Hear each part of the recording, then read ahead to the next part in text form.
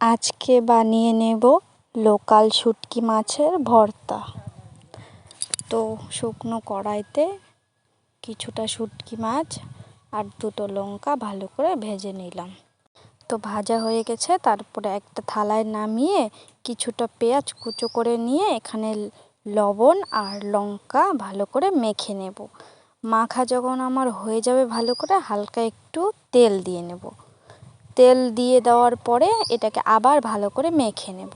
মাখা আমার হয়ে গেছে, তারপরে শুটকি মাছগুলোকে ভালো করে এগুলোর সঙ্গে মাখবো। শুটকি মাছগুলো একদম কি সুন্দর মুচমুচে হয়ে গেছে, মাখলে না সেই হাত দিয়ে মাখা হয়ে গেছে দেখো। তো মাখা আমার কমপ্লিট। খেতে কিন্তু দারুণ হয়, সবাই বাড়িতে ট্রাই করে দেখো শুটকি মাছের ভর্তা। এই যে আমার মাখাও কমপ্লিট। এটা সেদ্ধ ভাত দিয়ে খেতে কিন্তু দারুণ হয়, তো সবাই বাড়িতে ট্রাই করে দেখো। তো আমার এই শুটকি মাছের ভর্তাটি ভালো লাগলে সবাই লাইক কমেন্ট করে দিও, আর আমার চ্যানেলটিকে একটু সবাই সাবস্ক্রাইব করে দিও। সবাই ভালো থেকো।